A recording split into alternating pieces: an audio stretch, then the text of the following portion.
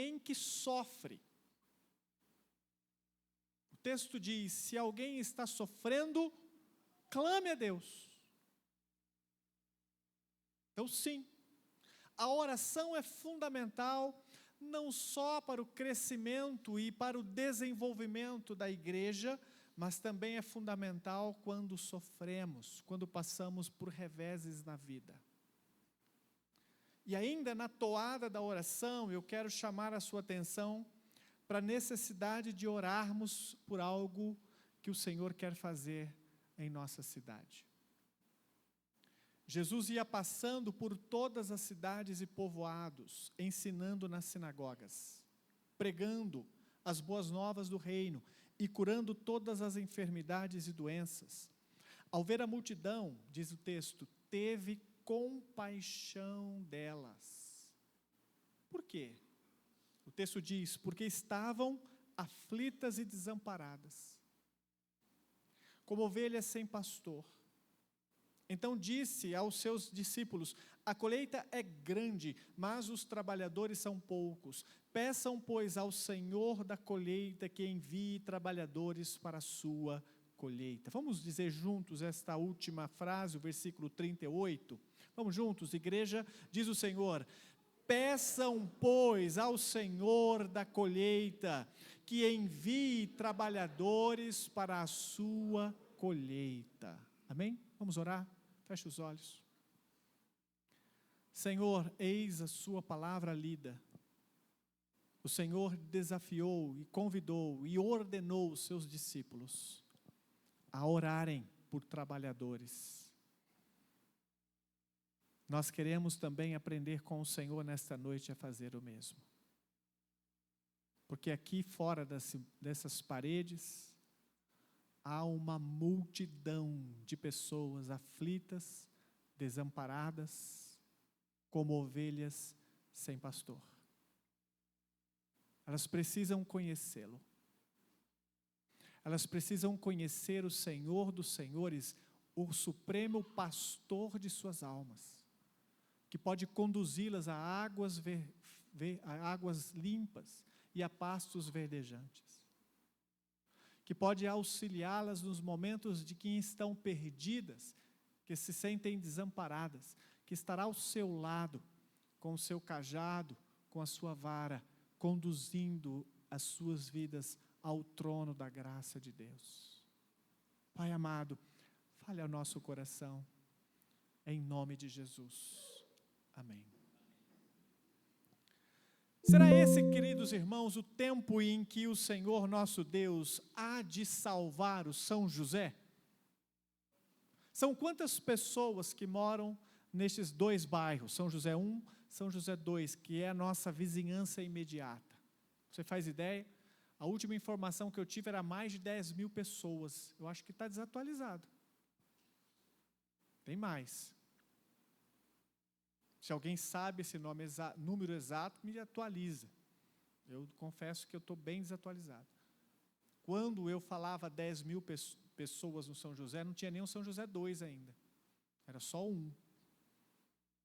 Significa que nós temos uma cidade pequena para alcançar.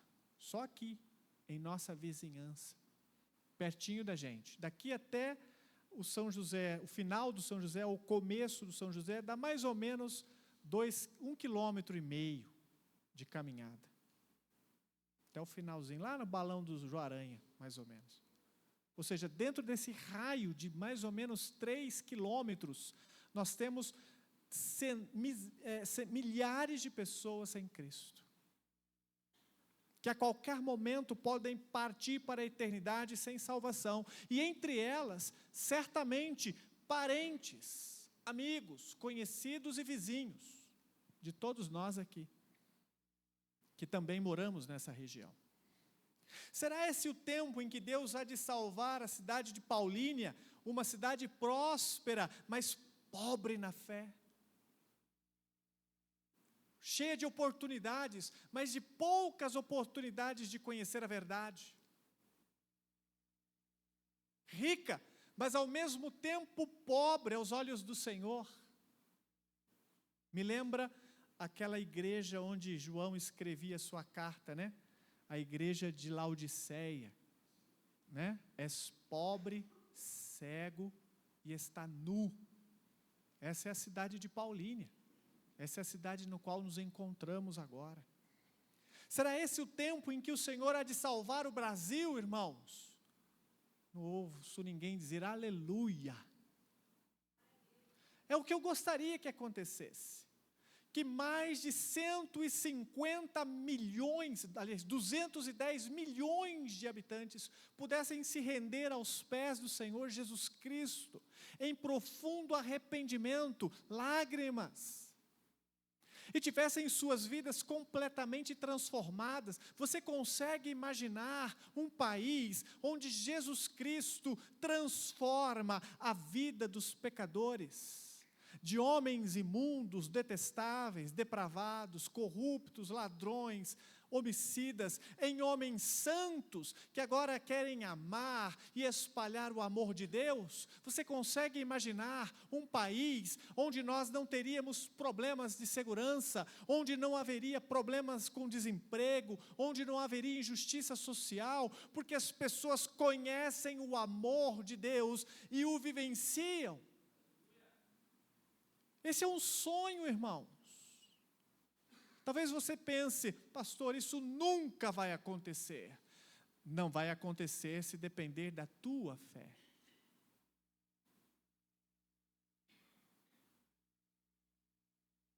Porque o Deus que nós servimos quer isso, amém?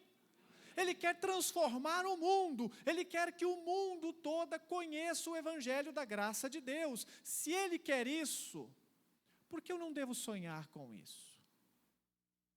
Se Ele deseja a salvação de todas as pessoas dessa nação, por que eu não posso orar por isso? Por que eu não posso clamar por isso? Por que eu não posso dizer, Senhor Jesus, o que o Senhor quer que eu faça para que este país se torne este lugar? Nós precisamos parar de agir como muitas pessoas agem.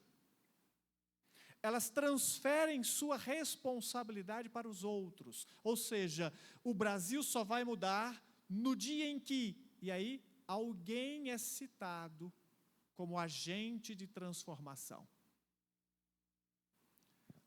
O Brasil só será melhor no dia em que fulano de tal for presidente, ou no dia que nós tivermos alguém assim na presidência. Eu vou lhe dizer uma coisa. O Brasil pode mudar sendo um país cheio de corruptos, porque não é a política que vai mudar este país. Ela é, e já se mostrou, ao longo de mais de 500 anos, insuficiente para transformar qualquer coisa. Estamos cansados e sobrecarregados de promessas vazias. Nós não dependemos de homens para que a transformação aconteça. Nós dependemos do Espírito de Deus, porque Ele sim pode acessar o coração de um homem ímpio e o transformar num homem redimido. Amém?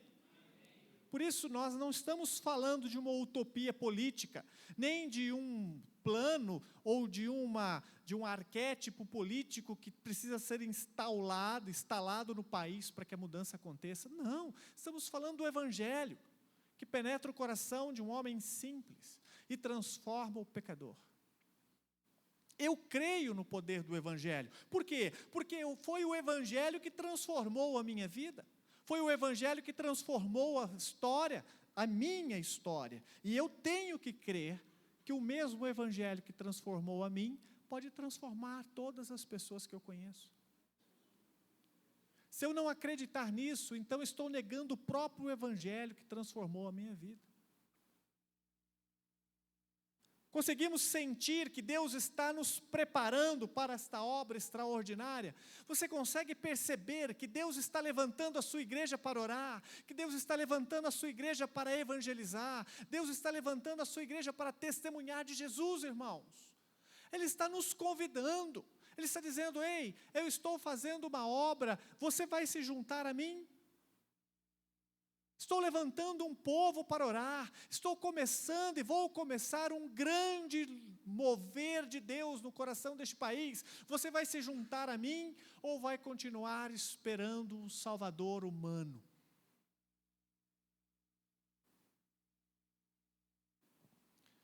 Estamos preparados para fazer o que for necessário para que Deus possa usar a sua obra, nos usar em sua obra da forma como Ele quer? Estou pronto para dizer: Senhor, me leva onde o Senhor quer que eu esteja. Me usa como o Senhor quer me usar. Me usa com o poder necessário para transformar vidas. Eu preciso ser um agente de transformação. A história que nós lemos aqui, a oração, ou sobre a oração de Jesus, ou sobre o que Ele gostaria que estivéssemos orando, nós temos aqui uma necessidade a ser atendida. Pode passar. O texto desta noite descreve uma situação parecida com a que o país vive hoje. Há uma necessidade que Jesus identifica, uma privação entre as pessoas. O texto nos mostra que existe uma situação que precisa ser consertada. Ele começa apresentando um número enorme de pessoas que precisavam ser alcançadas com o Evangelho, mas não havia pessoas suficiente para alcançar. Veja só, imagine você com este problema. Você tem uma plantação gigantesca de trigo. E você olha para as espigas de trigo, todas estão prontinhas para ser colhidas. E você tem só você e mais a sua família. No meu caso, 5 pessoas para colher não sei quantos alqueires. Pense no São José inteirinho, cheio de trigo. Como eu e a minha família, 5 pessoas, colheremos todos esses trigos até que comecem a se perder. É esta cena que Jesus está percebendo. É isso que Jesus está vendo. Um grupo enorme. Ele está vendo as multidões. A Bíblia diz que ele teve compaixão delas, porque ele identifica que elas estavam aflitas e desamparadas como ovelhas sem pastor. As pessoas sem Cristo, as pessoas que você conhece e que não frequentam igreja nenhuma, essas pessoas são vistas por Jesus como pessoas aflitas e desamparadas. São comparadas a ovelhas sem pastor. A pergunta é: por que essas pessoas estão se sentindo aflitas e por que elas se sentem desamparadas? As pessoas hoje também se sentem assim.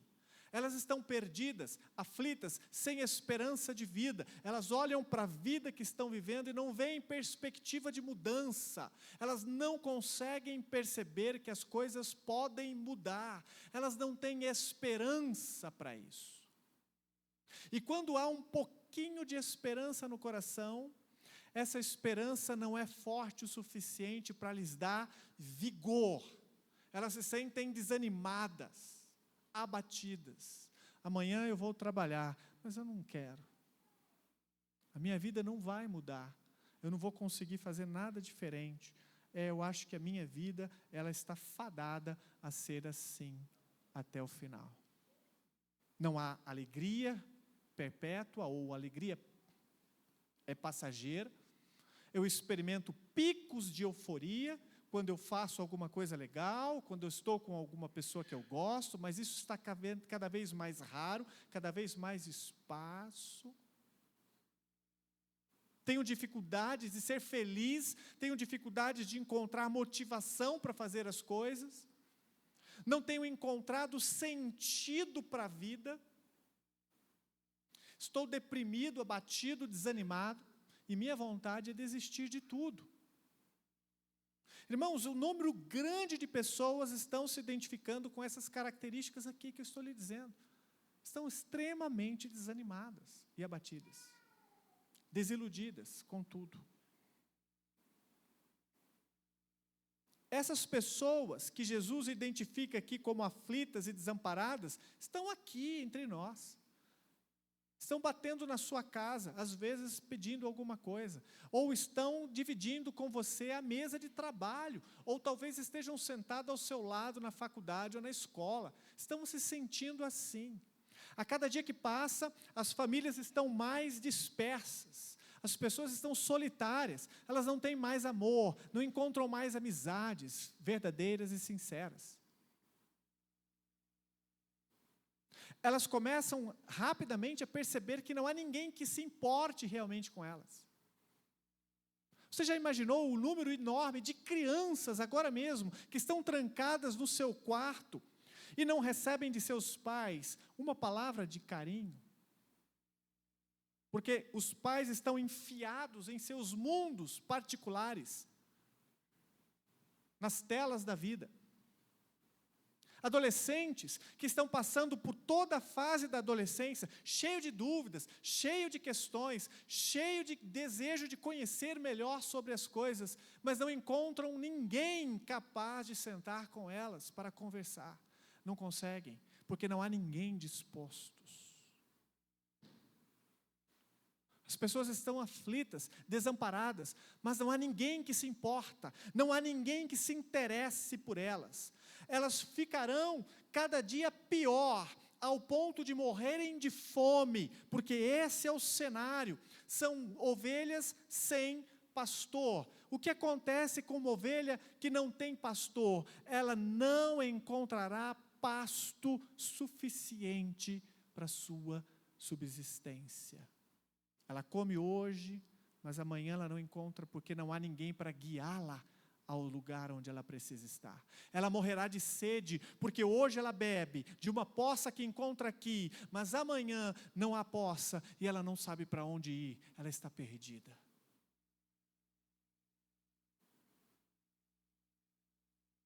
Este cenário é o cenário de hoje. Parece que Jesus está vivendo hoje em nosso meio e está olhando para esta igreja e dizer: olhe em volta, olhe para os seus vizinhos, olhe para os seus amigos, eles estão aflitos e desamparados, você não vê?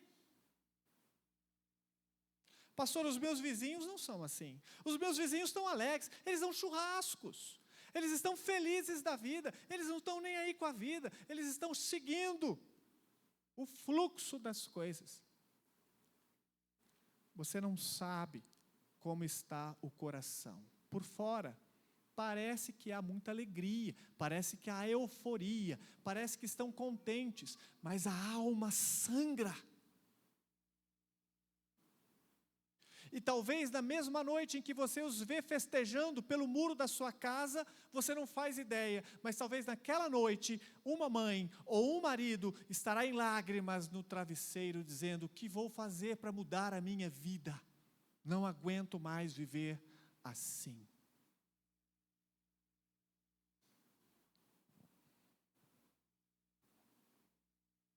Estão aflitas, cansadas, desamparadas. Ora, os incrédulos que você conhece são essas pessoas. Mas se você não os enxergar como de fato estão ou são, infelizmente, elas continuarão nessa situação. Porque o que Jesus diz na sua palavra aí é: ao ver as multidões.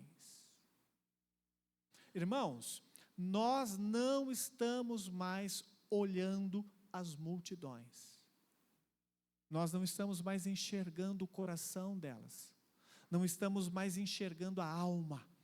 Nós só estamos medindo o físico, o exterior. Estamos só vendo a casca e deduzimos: estão felizes, estão bem. Olha para dentro da tua casa. Você realmente acredita que todas as pessoas dentro da sua família estão bem? Não olha para fora, não olha para o exterior, olha para a alma, não olha para o sorriso no lábio, olha para o estado do coração. E como é que eu vejo isso? Veja as atitudes, veja como vivem, veja como dizem, vejam como escolhem seguir com as suas vidas. São vidas vazias, sem motivação.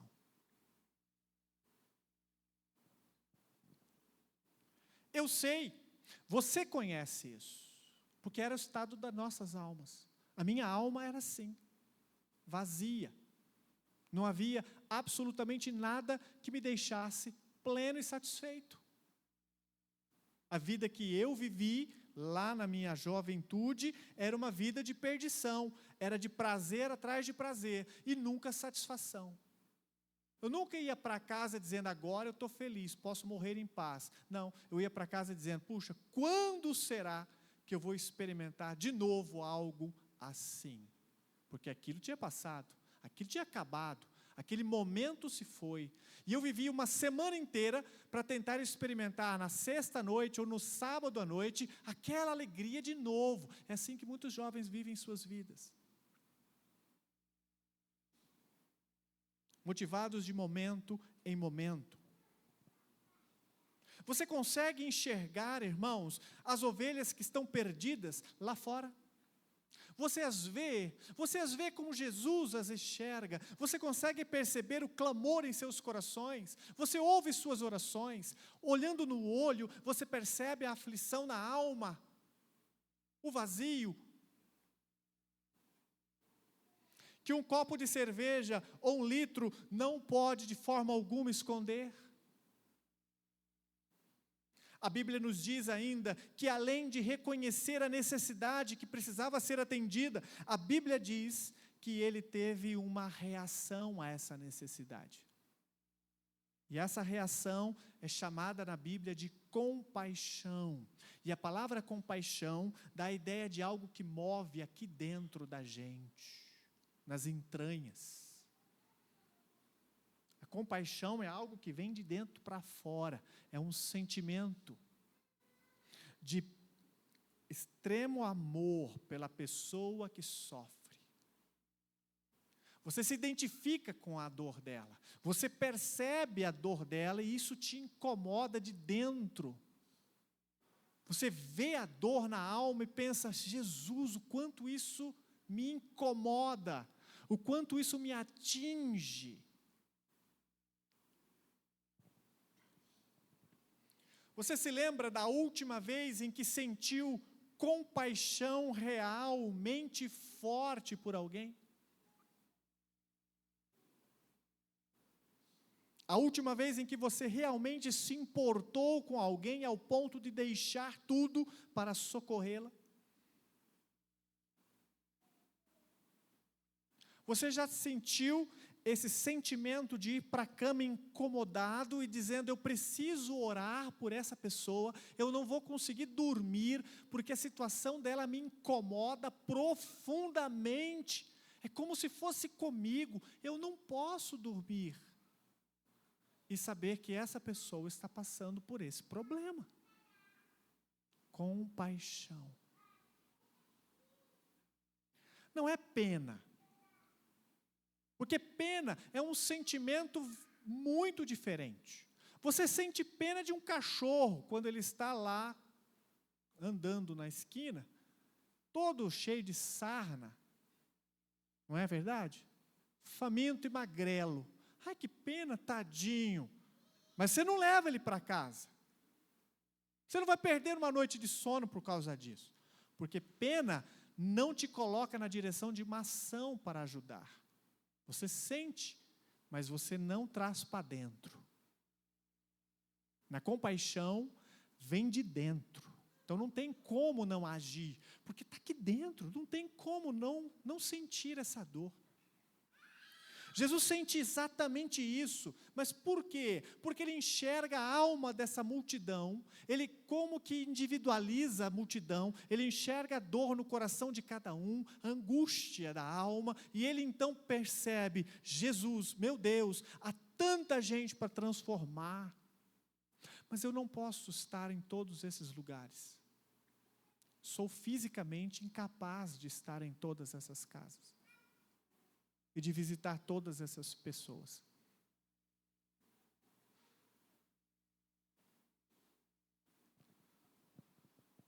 Nossa necessidade é sentir, queridos, compaixão por causa desta multidão que nós temos hoje. Deveríamos estar clamando ao Senhor Jesus, Deus, me ajuda a ver a multidão dos meus amigos, a multidão dos meus vizinhos, como o Senhor as enxerga. O Senhor não as enxerga como eu estou enxergando, porque eu acho que eles estão seguindo com a sua vida numa boa, e eu não estou desejoso de fazer nada para interferir nisso. Não, Deus enxerga essa multidão e diz: você não percebe a dor na alma? Isso me incomoda tanto. Eu quero enviar alguém lá para mudar essa realidade, mas não há trabalhadores. Não há ninguém dizendo: ei, Deus, eu sinto o mesmo, pode me enviar.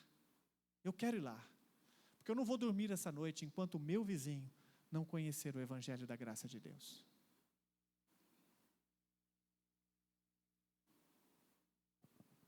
Jesus era um homem que se importava tanto com os outros, que ele deixou tudo para suprir a necessidade dessas pessoas. Ele deixou a própria vida, ele se deixou sofrer e morrer e ser pregado na cruz, para que atendesse o mais profundo anseio das nossas almas, o perdão dos nossos pecados e a garantia de uma vida eterna nos céus com Ele. A compaixão foi tamanha, que Ele sacrificou a si mesmo. A prova de que nós não temos nenhuma compaixão, ou muito pouca, é que nós não estamos dispostos a sacrifício nenhum, para socorrer a alma de alguém que está aflito. Não, eu sei que o meu vizinho está atravessando por problemas. De vez em quando eu lembro de orar por ele. Desculpa, mas isso não é suficiente. Você faz isso com a sua filha, com o seu filho, ele está sofrendo, está chorando na cama, desesperado. Você olha para ele e diz: de vez em quando eu lembro de orar por você, filho. Fala isso para ele. Tem coragem, Zélia? Falar isso para o Murilo? Está chorando lá, aflito, terrivelmente deprimido. Você vira para filho: vou ver se amanhã eu lembro de orar por você. Não é suficiente. Precisamos ir mais além, precisamos nos importar com elas pelo que de fato elas são, uma alma que Deus ama, uma alma na qual Ele sacrificou tudo para alcançar, mas nós não estamos alcançando.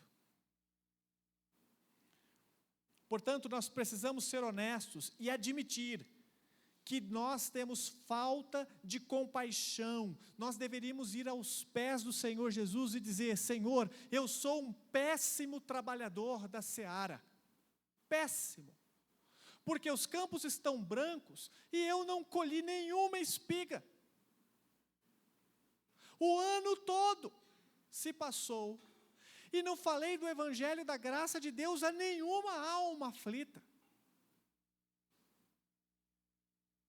Sou um mísero trabalhador. Por quê? Porque infelizmente tão miserável sou, que nem capaz de passar um dia sequer na colheita do rei eu passei, ao longo de 365 dias do ano. Não amei uma pessoa ao ponto de derramar uma lágrima que seja pela salvação dela.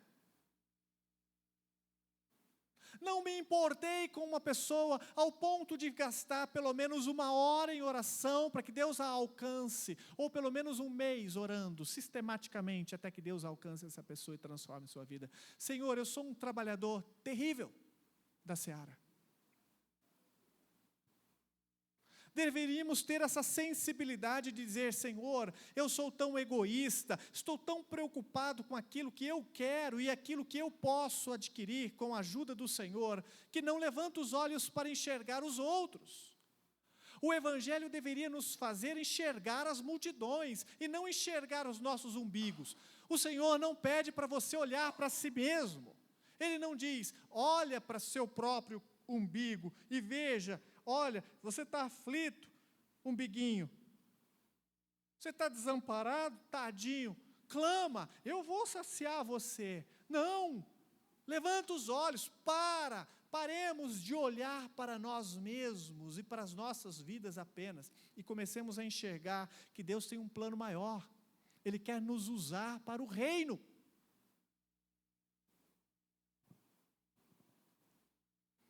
Precisamos da compaixão, precisamos urgentemente. Será que você está disposto a fazer tudo para alcançar um coração compassivo, misericordioso? Se realmente quer que Deus faça isso com você, eu posso te garantir que se você aceitar o desafio de ter um coração compassivo, e você buscar isso, Ele vai te dar. Duas coisas vai acontecer. Você vai perceber o que você até agora nunca percebeu, ao seu redor. Deus vai te mostrar como de fato as pessoas estão vivendo ao seu redor. E você vai enxergar a dor delas. E isso vai te incomodar. Você quer isso para você? Porque se você não quiser, não há como ser um bom trabalhador da seara. Um outro detalhe importante. Além de Jesus ver a necessidade e de ter compaixão da multidão, a Bíblia diz que ele enxerga um potencial. Então disse aos seus discípulos: a colheita é grande. Você já parou para pensar? A colheita não é pequenininha. Há muitas almas para ganhar. Ou seja, a igreja vai ficar pequena. E depois ela vai ficar pequena de novo. Depois ela vai ficar pequena de novo. E de novo. E de novo. Por quê? Porque não há uma igreja do tamanho do mundo. Não há como construir um edifício que cabe o mundo. O que significa que ele não quer construir igrejas. Ele quer transformar vidas. E você não precisa de igrejas, assim, prédios, estruturas, para transformar vidas. Você precisa de alguém que ame uma vida para transformá-la. Há um potencial enorme. Percebe a mudança de metáfora? Ele começa falando que os incrédulos são como ovelhas em apuros, ovelhas sem pastor. Agora ele mudou a cena, não é mais ovelhas, agora é um campo que está pronto para a colheita. Então, os perdidos são, em primeiro lugar, ovelhas perdidas. Agora são um grão no campo que precisa ser colhido e que está morrendo. O tempo da colheita está aqui, está agora. Não dá para perder tempo com conversas triviais. É necessário se lançar ao campo.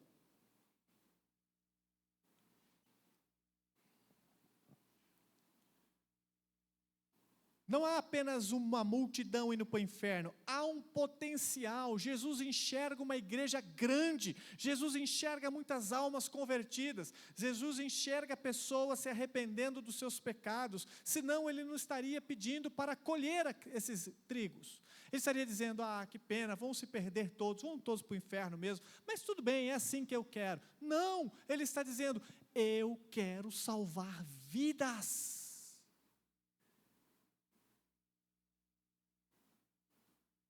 Quero lotar essa igreja, quero lotar essa praça, quero lotar essa cidade, quero lotar o mundo todo, quero que todos sejam ganhos. A colheita é enorme, vocês têm que enxergar a colheita.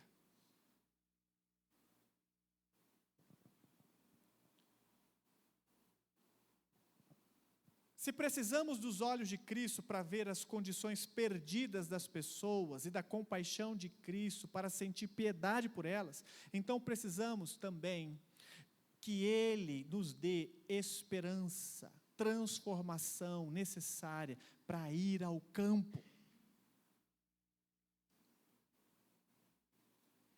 E fazer a colheita que nos cabe. Eu imagino que ele gostaria que nós cuidássemos cada um de uma carreira na colheita. Colheita geralmente é assim, né?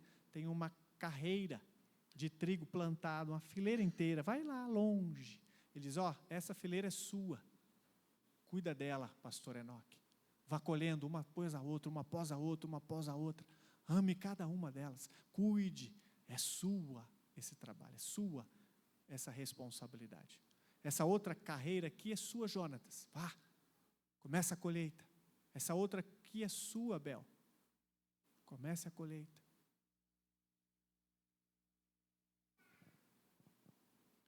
Lucas capítulo 18, versículos de 24 a 27. Olha como o Senhor descreve a obra da salvação aqui. Lucas capítulo 18, versos de 24 a 27. Ele diz assim: vendo-o entristecido, Jesus disse: como é difícil aos ricos entrar no reino de Deus. De fato, é mais fácil um camelo passar pelo fundo de uma agulha do que um rico entrar no reino de Deus. Os que ouviram isso perguntaram: então quem pode ser salvo? Jesus respondeu: o que é impossível para o homem é possível para Deus. A obra da salvação é uma obra divina. Só Ele pode salvar pessoas. Por isso, eu preciso dizer a Ele: Deus, eu quero ser um trabalhador, me capacita, porque eu não posso ganhar os meus vizinhos para Cristo. Eu não posso ganhar os meus filhos para Cristo. Não posso ganhar a minha esposa, meu marido para Cristo. Então não adianta brigar porque ele está assistindo alguma coisa que não devia, ou porque está ouvindo uma música, porque tem gente que quer ganhar na base da marra, da força, ou brigando. Você vai na igreja hoje, viu? Não, mas eu não quero ir. Não, você vai. E para de ouvir essa música. Ele não é convertido, ele ouve essa música, ele ama essas músicas. Não, mas eu quero que você pare, porque você tem que mudar. Ele tem que mudar, mas não é assim que vai mudar, não. Vai mudar com a ação do Espírito. Você está orando? Está sentindo compaixão? Está de joelho no chão? Porque só uma ação do Espírito para transformar o coração dessa pessoa. Você pode esmurrar, bater, obrigar, fazer o que for. Se o Espírito de Deus não atuar, ele não vai se converter. E não vai mudar. Então, se é uma obra divina, é um agir de Deus no coração, então eu preciso ter comunhão com Ele. Eu preciso que Ele faça a obra através da minha vida. Em Atos capítulo 1, verso 8, nós aprendemos isso aqui na igreja. Ele diz, estão lembrados? Atos 1, 8. Mas recebereis poder ao descer sobre vós o Espírito Santo e ser-me-eis testemunhas. Onde? Tanto em Jerusalém, como em toda a Judéia, Samaria e até os confins da terra. Ele me dará poder. Como? Se eu tiver intimidade, compaixão, se eu estiver cheio do Espírito de Deus, Ele me dará poder para ser testemunha dEle nestes lugares onde só Ele pode alcançar para transformar vidas. Há um enorme potencial de mudança no país, há milhões de pessoas, o Brasil pode ser diferente, mas você precisa enxergar isso com outro olhar. Perguntaram a uma pessoa erudita: como você acredita que um país pode mudar? Aí ele respondeu: educação.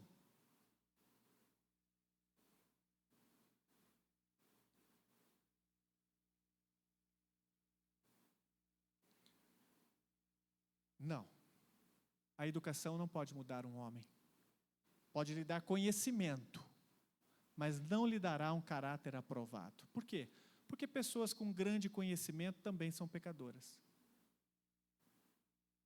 Pessoas com grande conhecimento também mentem.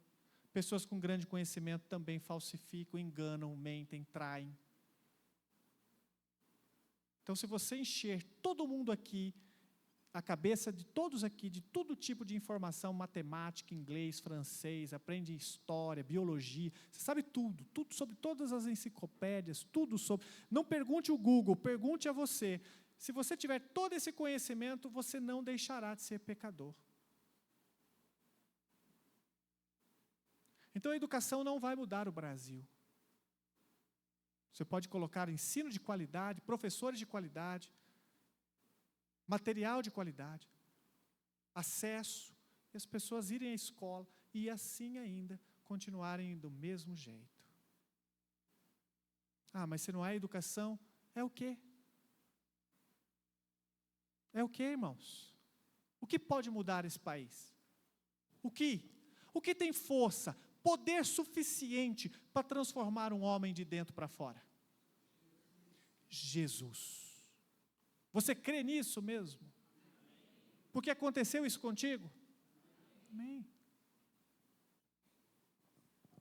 Para terminar, queridos, nós vemos uma outra situação. Note bem, olha a progressão. Jesus enxerga a necessidade a ser atendida. Ele tem compaixão dela. Ele enxerga o potencial. de salvação. Aí então, ele nos convida a orar pela colheita.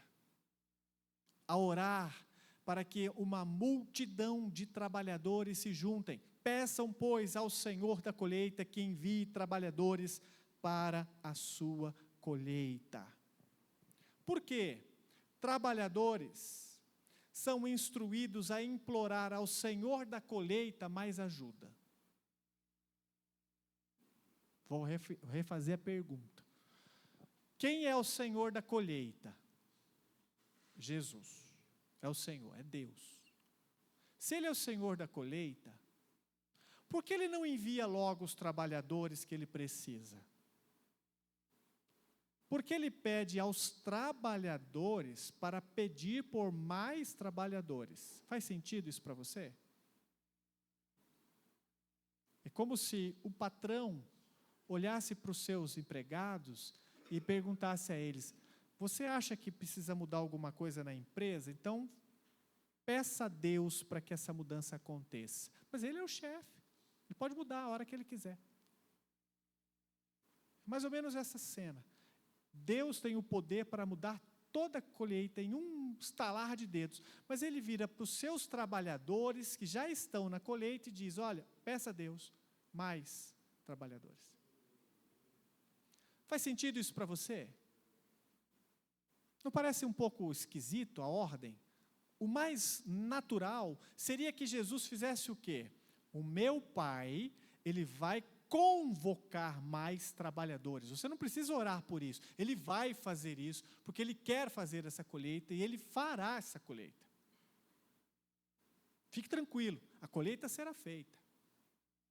Isso faz mais sentido para mim, já que Ele é o Senhor da seara e quer fazer a colheita. Aí então a pergunta persiste: por que eu e você, trabalhadores, é que somos instruídos a implorar?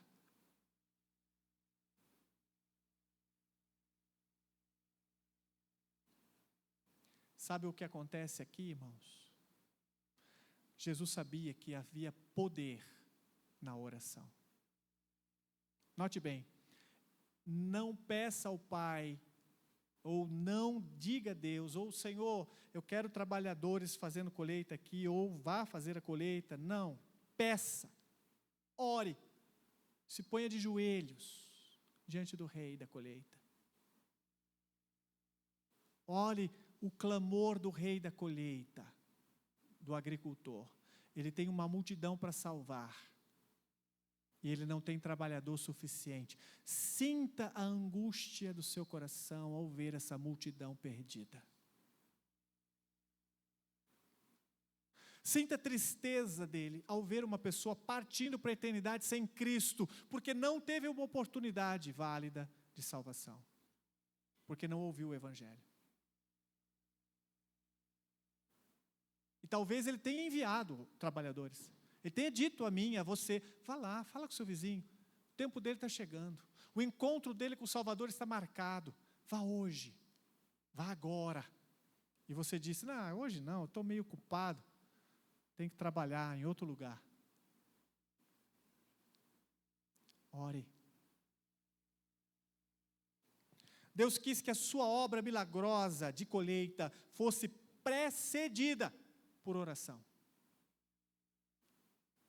Você não vai colher, você vai orar.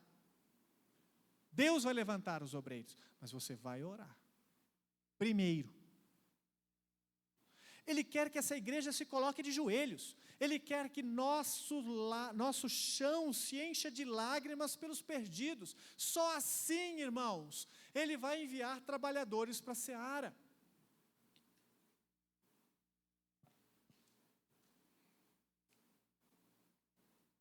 Porque é da natureza de Deus, ao longo de toda a história da Bíblia, Ele fez isso, e da história da igreja. Antes de um grande agir, Deus levantou homens e mulheres para orar e serem agentes de transformação. Lembra de Moisés no deserto? Estava lá, perdido, sem saber o que fazia da vida, pastoreando os rebanhos do seu sogro, nem dele era. E Deus veio ao encontro e diz: ei, Moisés, eu tenho uma obra para fazer.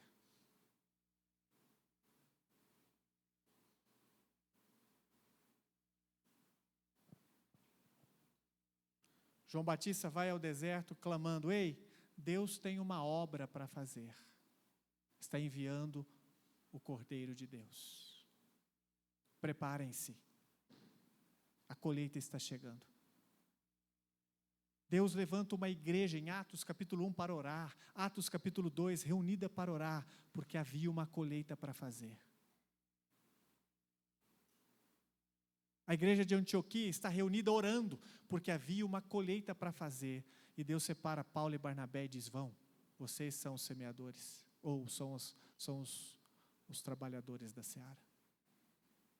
Irmãos, chegou a hora de orarmos por isso. Amém? Não é amanhã, é hoje, é agora. Você precisa começar a pedir a Deus pelos seus parentes sem Cristo, como nunca antes você fez isso. Deus nos convida, Deus nos convoca, Deus diz: eu quero salvar a sua família. Mas você quer isso? Quer o suficiente para jejuar, orar e clamar até que isso aconteça? Porque é fácil chegar a Deus e dizer: Senhor, por que você não faz algo? Senhor, por que você não muda a minha família? Senhor, por que você não muda o meu marido, a minha esposa? Por que você não transforma o meu casamento? Por que você não muda as coisas? Por que as coisas são desse jeito? É fácil transferir tudo para Ele e dizer por quê. Ele está dizendo para você por quê. Porque falta em nós compaixão suficiente para clamar. Amém? Vamos orar, fecha os seus olhos, curva a sua cabeça.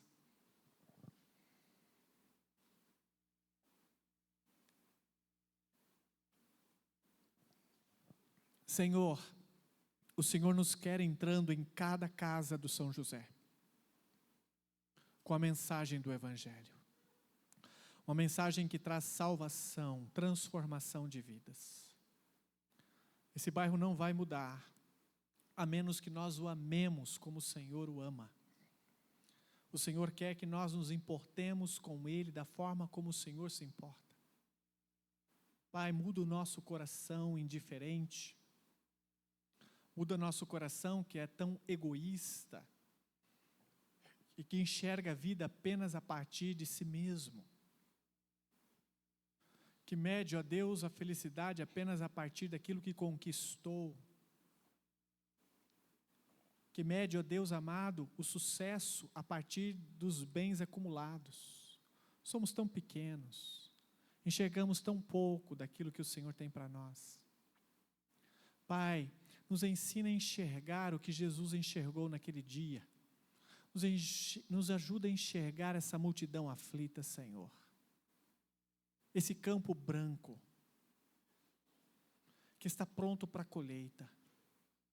Mas são poucos os que amam este trabalho. Ó Deus, em nome de Jesus, nós queremos ser uma igreja completamente diferente a partir de agora. Queremos ser um povo que ama, que se importa, que vai às ruas, que bate nas casas, mas que também fala com os amigos, que faz estudos nos lares, que reúne as famílias em casa para compartilhar o Evangelho da graça de Deus. Queremos que o Senhor abra as portas das famílias do São José, para que possamos entrar lá toda semana, pregando o Evangelho da graça de Deus, até que uma multidão de pessoas se convertam, sejam batizados, e também sejam levantados para a colheita, mais e mais, até que Brasil, o mundo, seja impactado com aquilo que o Senhor está fazendo nestes lugares.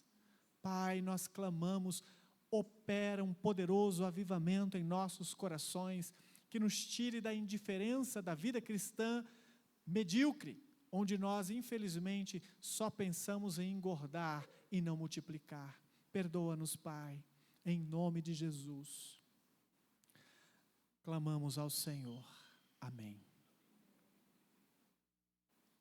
Tem alguém aqui esta noite que conhece alguém que ama muito e sabe que se morresse hoje vai para o inferno porque não teme a Deus e isso te incomoda profundamente, e você está disposto a orar por essa vida de fato.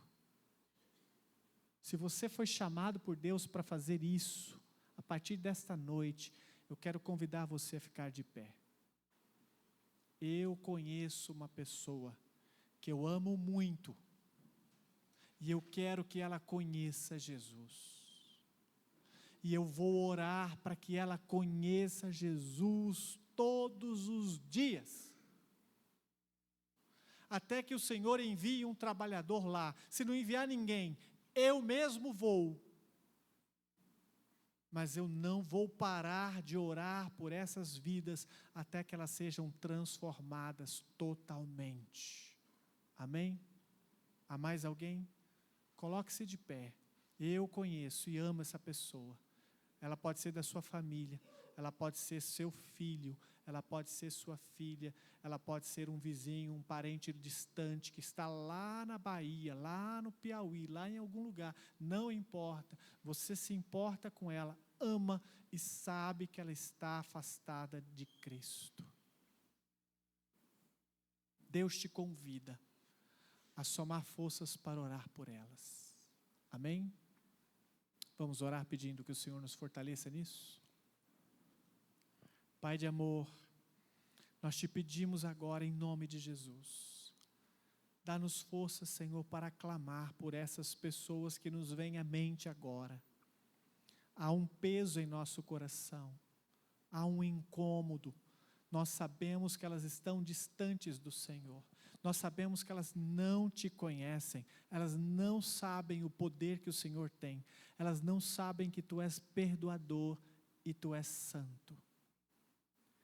Mas nós não queremos que elas continuem assim, nós nos importamos com elas, queremos que elas sejam alcançadas, Senhor, e nós nos comprometemos contigo esta noite, que nós oraremos por essas pessoas nominalmente, até que elas sejam salvas, até que elas sejam ganhas para Cristo Jesus, ou por nós, ou por outros.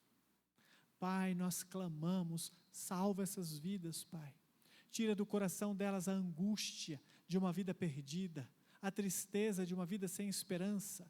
Tira da depressão, tira, Senhor Deus, desses problemas que estão vivenciando por viverem longe de Cristo, que eles conheçam a verdadeira luz, a verdadeira paz, o verdadeiro amor, que elas sejam transformadas e que haja uma alegria que independe das circunstâncias, que elas possam nos dizer um dia: hoje eu conheço Jesus, hoje Ele fez a diferença na minha vida, eu não sei viver sem Cristo. Até que nós possamos ouvir isso, nós não queremos descansar, queremos clamar dia e noite por essas vidas, pela transformação delas. Nos fortaleça, Pai, nos ensina a orar, a clamar, como o Senhor Jesus clamou naquele dia, em nome de Jesus. Amém. Amém.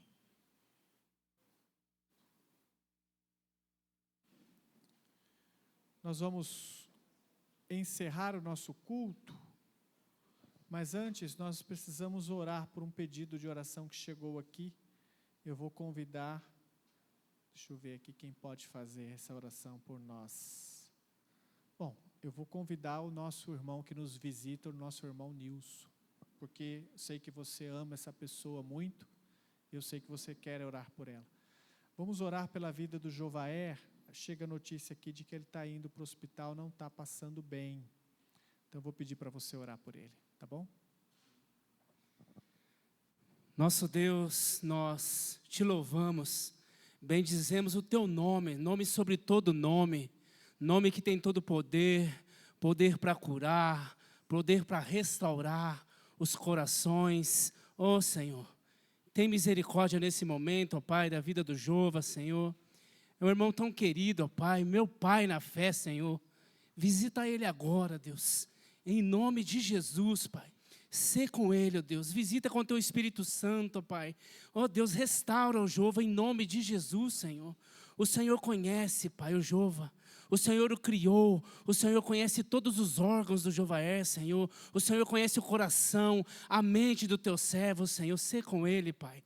Nós sabemos que o Senhor já tem tudo preparado, um milagre na vida do Jova, Senhor, porque nós cremos num Deus absoluto, um Deus imutável, um Deus que não falha, um Deus que não perde batalha e jamais perderá. Nós cremos no Teu poder, Senhor. Nós cremos no Teu nome, nome sobre todo nome, e nós te pedimos agora, Senhor, no nome santo de Jesus, que há todo o poder, ser com Jova, ser com a irmã Vilma, com toda a família, Senhor, trabalha, Pai, trabalha, Senhor, na saúde, na restauração do Teu servo.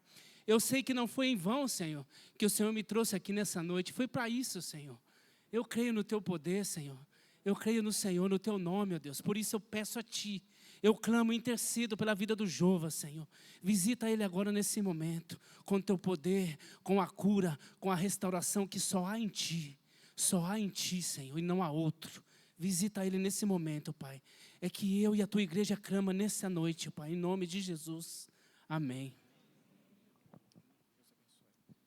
Muito bem, meus irmãos, nós estamos encerrando com a oração silenciosa e amanhã, às 9 horas, eu faço a reunião de oração.